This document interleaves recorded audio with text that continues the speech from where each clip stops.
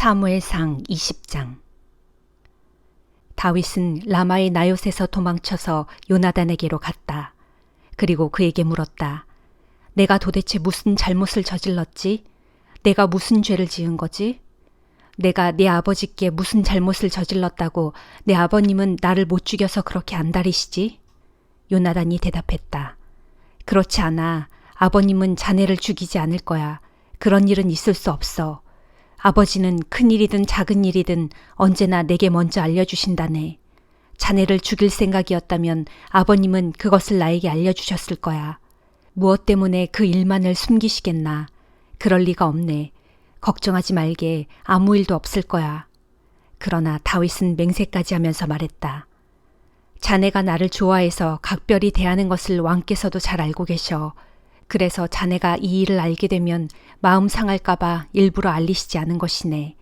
그러나 살아계신 주를 두고 맹세하지만 난 한 발짝만 잘못 디디면 그대로 죽은 목숨이야. 요나단이 다윗에게 물었다. 그러면 내가 어떻게 해주길 바라나? 자네의 소원을 말해보게. 무엇이든지 힘껏 도와주겠네. 다윗이 대답했다. 내일은 초하루일세. 내가 여기 이대로 있다가는 그날에 왕의 식탁에 나가 왕과 함께 식사를 해야만 한다네. 그러니 나를 왕궁 밖으로 피신시켜주게. 모레 저녁까지는 들판에 숨어 있겠네. 만일 자네 아버님이 나를 찾으시면 다윗은 고향 베들레헴에 갔습니다. 온 가족이 매년 드리는 제사가 있어서 급히 가보아야겠다고 하기에 제가 허락했습니다. 라고 대답해주게. 그때 만일 왕께서 잘했구나 라고 대답하시면 이 몸은 안전한 것이네. 그러나 만일 왕께서 크게 화를 내시면 그분이 나를 죽이려고 굳게 작정하신 것으로 알게. 부디 나의 간청을 들어주게. 우리는 주 앞에서 우정을 맹세한 사이가 아닌가. 만일 내가 무슨 죄를 지은 것이라면 차라리 자네가 나를 죽이게. 나를 자네 아버지의 손에까지 넘겨야 할 필요가 없지 않은가. 요나단이 대답했다. 그런 일은 절대로 있을 수 없어. 아버님이 자네의 생명을 해치려고 결심한 기색이 조금이라도 비친다면 내가 어찌 자네에게 그걸 알려주지 않겠나. 그러자 다윗이 물었다. 왕께서 자네에게 화를 내시면 자네가 과연 그 소식을 내게 전해줄 수 있을까? 요나단이 제안했다. 우리 들판으로 나가서 이야기하세. 두 사람은 함께 들판으로 나갔다. 요나단이 다윗에게 약속했다. 이스라엘의 하나님의 이름을 걸고 자네에게 맹세하겠네. 내가 내일이나 모레 이맘때 아버지의 뜻을 확실히 알아보겠네. 아버지가 자네를 죽이려는 생각을 품고 있다면 내가 즉시 사람을 보내어 그 소식을 알려주겠네. 아버지가 자네를 죽일 마음을 품고 있는데도 그걸 자네에게 알려주지 않는다면 주께서 아무리 엄한 벌을 내리셔도 달게 받겠네. 주께서 나의 아버님과 함께 하셨던 것처럼 자네와도 함께 해주시기를 빌겠네. 그 대신 내가 살아있는 동안에는 주께서 늘 나에게 친절을 베풀어 주시듯이 자네도 나에게 변치 않는 우정을 보여주게. 그래서 내가 죽임을 당하지 않도록 나를 지켜주게. 또한 주께서 다윗의 원수들을 한 명도 남김없이 다 쓸어버리시는 날이 오더라도 나의 집안과 의리를 끊지 말고 좋은 관계를 유지해 주게. 요나단은 다윗의 집안과 언약을 맺으면서 말했다. 주께서 다윗의 원수들을 벌하여 주시기를 비네. 그러고서 요나단은 다윗을 자기 생명처럼 사랑했기에 다윗에게도 그러한 맹세를 다시 하게 했다. 그런 다음 요나단이 다윗에게 말했다. 내일은 초하룻날이네. 자네의 자리가 비어있으면 아버님께서 틀림없이 자네를 찾으실 것이네. 모레 저녁에는 지난번에 숨었던 곳으로 가서 그 에셀 바위 뒤에 숨어있게. 그러면 나는 표적을 향해 쏘는 것처럼 화살 3개를 그 바위 곁으로 쏘겠네. 그런 다음에 나의 시종을 보내어 그 화살을 주워오도록 하겠네. 내가 그 시종에게 화살이 네 옆에 있으니 이리 주워오너라 하고 외치면 살아계시는 주의 이름을 걸고 맹세하지만 자네에게는 아무 위험도 없을 것이니 안심하게. 그러나 내가 만일 시종에게 화살이 네 뒤쪽에 있다. 앞으로 더 가서 주워오너라 하고 외치면 주께서 자네를 떠나보내시는 것이니 얼른 멀리 피하도록 하게. 이제는 우리가 서로 약속한 것을 굳게 지키세. 주께서 자네와 나 사이에 증인이 되어주실 것이네. 그리하여 다윗은 들판에 숨어 있었다. 초하루가 되자 왕은 잔치에 참석하려고 식탁에 나와 앉았다. 왕은 늘 그렇듯이 벽을 등진 자리에 앉았다. 왕의 맞은편에는 요나단이 앉았고 군대 장관 아브넬은 사울 곁에 앉았다. 다윗의 자리는 비어 있었다. 그날 사울은 아무 말도 하지 않았다. 다윗에게 무슨 일이 있는 모양이지. 부정을 탈 만한 어떤 일이 있어서 잔치에 나오지 못하는 거겠지 하고 생각했던 것이다. 그런데 다음 날도 다윗의 자리가 비어 있자 사울이 요나단에게 물었다. 이새의 아들이 어제도 오늘도 식사 자리에 나오지 않은 이유가 무엇이지? 요나단이 대답했다. 다윗이 급히 자기 고향 베들레헴으로 가봐야 하겠다고 하면서 제게 허락해달라고 간곡히 요청하더군요. 다윗은 제게 이런 말을 했습니다. 집안에 제사가 있는데 형님께서 참석하라고 하셨네. 나를 아낀다면 형들에게로 갈 수 있게 해주게나. 그래서 제가 허락해 주었습니다. 그런 이유로 다윗이 왕의 식탁에 나오지 못한 것입니다. 그러자 사울은 크게 화를 내면서 요나단에게 소리쳤다. 이 악하고 거역하는 못된 계집의 자식아, 내가 이새의 아들놈하고 한패인 줄을 내가 모른 줄 알았더냐. 이 일은 너 자신뿐만 아니라 너를 낳아준 네 어미까지 수치스럽게 하는 일인 줄 정녕 모른단 말이냐.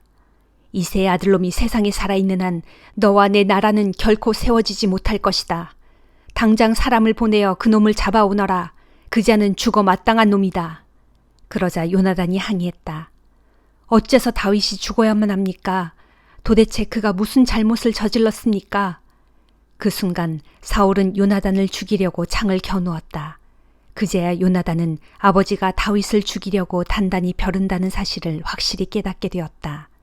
요나단은 분을 참지 못하여 식탁에서 일어났다. 그는 온종일 아무것도 먹을 수가 없었다. 아버지가 자신의 사랑하는 친구 다윗에게 못할 짓을 하고 있는 것이 너무나도 슬펐기 때문이다. 다음 날 아침 요나단은 다윗을 만나려고 들판으로 나갔다. 어린 종 한 명만 데리고 나갔다. 요나단이 그 종에게 말했다.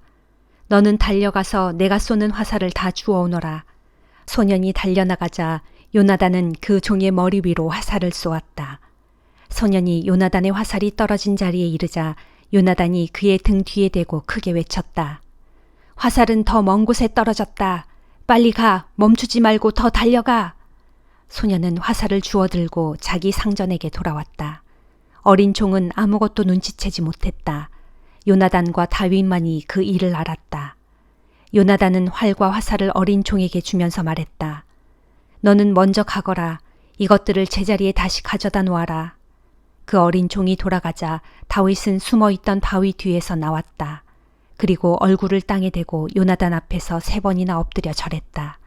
그들은 서로 끌어안고 울었다. 다윗이 더욱 서럽게 울었고 그의 울음은 그칠 줄 몰랐다. 요나단이 다윗에게 말했다. 이제 잘 가게. 우리가 주님의 이름을 걸고 맹세한 우정을 부디 잊지 말게. 주께서 자네와 나 사이뿐만 아니라 자네의 자손들과 내 자손들 사이에도 증인이 되어 주실 것이네. 다윗은 일어나 자기의 길을 떠났고 요나단은 성읍으로 돌아왔다. 고린도전서 2장. 형제들이여, 내가 여러분에게 가서 하나님의 말씀을 전할 때 유식한 말이나 인간의 지혜로 하지 않았습니다. 그것은 내가 여러분과 함께 있는 동안 여러분 가운데서 예수 그리스도 곧 십자가에 못 박혀 죽으신 그분 외에는 아무것도 생각하지 않기로 작정했기 때문입니다. 내가 여러분에게 가서 여러분과 함께 있을 때 나는 실로 연약하고 두려웠으며 몹시 떨었습니다. 그래서 내가 여러분에게 전하는 말과 설교는 그리 지혜롭지도 못했고 설득력이 있는 것도 아니었습니다. 다만 나는 성령의 능력을 보여주고자 한 것뿐입니다. 그리하여 나는 여러분의 믿음이 사람의 지혜에 뿌리를 내리지 않고 오직 하나님의 능력에 뿌리 내리기를 간절히 바랐던 것입니다. 그럼에도 우리는 믿음이 성숙한 사람들끼리는 지혜의 말을 합니다. 그렇지만 그 지혜는 이 세상의 지혜나 장차 멸망할 이 세상 통치자들의 지혜가 아닙니다. 우리가 말하는 지혜는 하나님의 신비롭고 비밀스러운 지혜입니다. 하나님께서는 시간이 시작되기도 전, 곧 영원 전부터 우리의 영광을 위해 이 지혜를 미리 정하시고 감추어 두셨습니다. 이 세상 통치자들은 누구도 이 지혜를 알지 못했습니다. 만일 그들이 그 지혜를 알았더라면 영광의 주 예수를 십자가에 못 박지 않았을 것입니다. 그래서 성경에 기록되기를 하나님께서는 어느 누구도 보지 못했던 것을, 어느 누구도 듣지 못했던 것을, 어느 누구도 생각하지 못했던 것을 자기를 사랑하는 자들을 위해 예비해 두셨다라고 했습니다. 그렇습니다. 하나님께서는 성령을 통하여 우리에게 이 지혜를 드러내 보여주셨습니다. 모든 것을 살피시는 성령께서는 하나님의 가장 깊은 비밀스런 경륜까지도 다 살피시는 분입니다. 사람 속에 있는 그 사람의 영이 아니고서야 누군들 그 사람의 생각을 알겠습니까? 마찬가지로 하나님의 영이 아니고서야 그 누구도 하나님의 생각을 알 자가 없습니다. 하나님께서는 이 세상의 영이 아닌 바로 이 하나님의 영을 우리에게 주셨습니다. 그래서 하나님께서 우리에게 값없이 거저 주신 놀라운 은혜의 선물을 우리로 알게 하셨습니다. 우리가 이렇게 말하는 것은 사람의 지혜가 가르쳐준 말로써 하는 것이 아니라 성령께서 가르쳐 주신 말로써 하는 것입니다. 곧 신령한 진리를 신령한 말로 설명하고 있는 것입니다. 그러므로 육신에 속한 사람, 곧 신령하지 아니한 사람은 하나님의 영, 곧 성령에서 비록된 일들을 받아들이지 않습니다. 그런 사람들에게는 영적인 일들이 어리석은 것으로 여겨져서 도무지 이해할 수가 없기 때문입니다. 하나님의 영에 속한 일들은 오직 영적인 분별력이 있어야 비로소 이해할 수 있습니다. 영적인 사람은 모든 것을 제대로 살펴 옳게 판단하지만 자기 자신은 세상 사람들의 판단에 좌우되지 않습니다.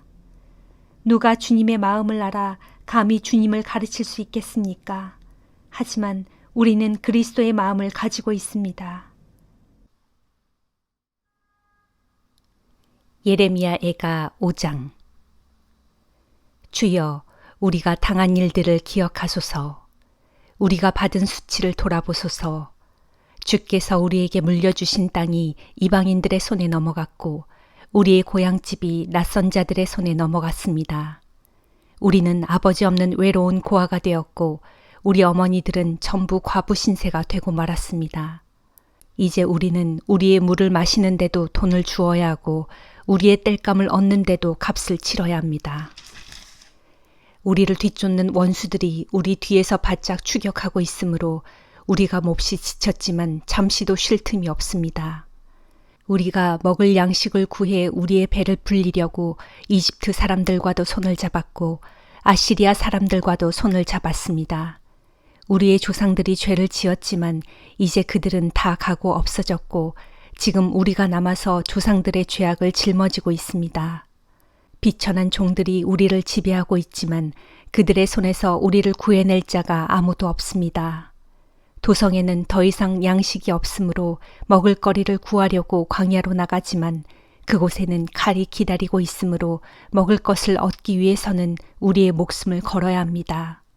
그리하여 너무나 굶주린 나머지 굶주림의 열기로 우리 살갗이 아궁이처럼 검게 타버렸습니다. 이 땅을 침략한 잔인무도한 대적들은 시온에서 여인들은 욕보였고 유다의 각 성읍에서 처녀들을 겁탈했습니다. 대적에게 사로잡힌 우리의 지도자들은 나무에 손이 묶인 채 처형당했고 우리의 장로들은 존경은커녕 멸시와 천대를 받았습니다. 젊은이들은 힘겹게 맷돌을 돌리고 소년들은 무거운 나무찜을 진 채 비틀거립니다. 장로들은 더 이상 성문에 앉지 못하고 젊은이들도 더 이상 노래하기를 그쳤습니다. 우리의 마음에서 모든 기쁨은 자취를 감추었고 우리의 춤은 통곡으로 바뀌고 말았으며 우리의 머리에서 면류관이 땅에 떨어지고 말았으니 아 슬프다. 이 모든 것은 우리가 주께 죄를 지었기 때문입니다. 이로 인해 우리 마음이 지쳐 쇠약해졌고 이로 인해 우리의 눈이 침침해져 어두워지고 말았습니다. 정녕 시온산이 파괴되고 황폐해져서 여우들만이 거기서 어슬렁거릴 뿐입니다. 그러나 주여, 주는 세세토록 영원히 계시고 주의 보좌는 영원토록 대대로 이어집니다. 그러할진대 주께서는 어찌하여 우리를 영원히 잊으시고 어찌하여 우리를 이토록 오랫동안 버려두십니까? 주여, 우리를 다시금 주께로 돌이켜 주소서. 그리하시면 우리가 기꺼이 주께로 돌아가겠사오니 우리의 날들을 새롭게 하셔서 우리의 영광을 옛적같이 회복시켜 주소서. 정녕 주께서는 우리를 아주 저버리신 것입니까? 정녕 주께서는 우리에게 베푸신 그 크신 진노를 영영 풀지 않으시렵니까? 그렇지 않으시다면 우리를 속히 회복시켜 주소서. 시편 36장. 악한 자의 마음속에는 온통 죄의 속삭임뿐이어서 그의 눈에는 하나님 두려워하는 기색이 조금도 없구나. 저들은 자만심에 가득 차서 자기 죄를 찾아내어 버릴 생각일랑 전혀 하지 못하는구나. 저들은 입만 열었다 하면 모조리 사기와 속임수뿐이니 지혜롭고 선하게 행동하기는 애당초 틀려버렸구나.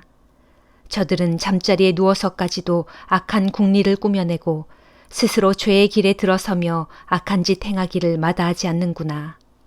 주여, 주의 인자하심은 하늘까지 닿았고 주의 신실하심은 구름까지 닿았습니다. 주의 의로우심은 웅장한 산줄기 같고 주의 공평하심은 깊은 바다와도 같습니다. 오 주여, 정녕 주께서는 사람이나 짐승이나 한결같이 잘 보살펴 주십니다. 오 주여, 한결같은 주의 사랑이 어찌 그리 소중한지요. 귀한 자나 천한 자나 모두가 주의 날개 그늘 아래로 피하여 숨습니다. 그들은 주의 집에서 배불리 마음껏 먹고 주께서 베푸시는 어진 은총의 시냇가에서 기쁨의 물을 한없이 마실 것입니다.